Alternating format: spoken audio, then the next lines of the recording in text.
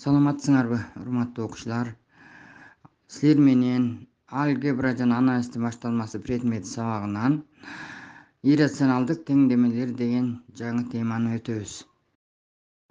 Сабагыбыздын максаты иррационалдык теңдемелер боюнча кеңири түшүнүк берүү менен бирге алардын касиеттерин колдонуп мисалдарды чыгарууга үйрөнөбүз.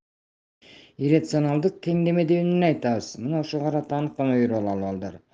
Белгисиздик радикалдын тамыр белгисинин астына камтыган же белгисизди рационалдык бөлчөк даражасын камтыган алгебралык теңдеме иррационалдык теңдеме деп аталат. Мисал ала турган болсок, 5 тамыр астында x плюс 2 минус 120 барабар 0 түрүндөгү теңдеме, x плюс 3-түн 3төн 1 даражасы барабар минус 2 деген теңдеме. Бул жерден 3төн 1 радикалдын алдына алып кирип кубтук тамыр астында x плюс 3 барабар минус 2 деп да алсак болот. Мына ушундай түрүндө берилген теңдемелер балдар иррационалдык теңдемелер деп аталат. Иррационалдык теңдемелерди чыгарыш үчүн балдар бир нече мисалдарды карап көрөлү. Бизге кубтук тамыр астында x плюс 1 барабар минус 4 деген эсеп берилип турат. Муну биз арифметикалык тамырдын касиеттерин пайдалануу менен чыгарабыз. Демек, эгерде тамырдын көрсөткүчү 3 даражада болсо, кубтук тамыр болот дагы, мындан терс сан тамырдан чыгышы мүмкүн. Ошол касиеттин негизинде иштей баштайлы. Так даражалуу тамырдын аныктамасы боюнча эки жагын тең кубка көтөрсөк, мында x плюс 1 барабар минус 64 болуп калды. Демек, x барабар минус 65. Жообу x барабар минус 65 экен. Эгерде кийинки теңдемени карап көрөлү, 4-үнчү мисалды. Мында 6 тамыр астында x минус 8 барабар минус x'ин 4-үнчү даражасы минус 3 экен. Чыгарабыз. Демек, теңдеменин сол жагы 6 даражадагы радикал, оң жагы терс сан болгондуктан чыгарылышы жок.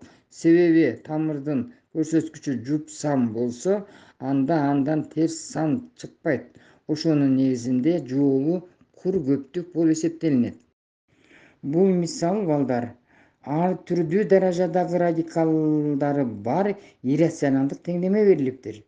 Карагылачы, квадраттык тамыр астында x минус 1 барабар кубтук тамыр астында x плюс 3 деген.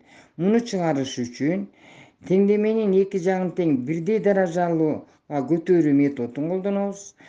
Андан кийин жаңы өзгөрмө киргизүү методу менен чыгарабыз. Бул жерден аныкталуу областын карап көрөлү балдар.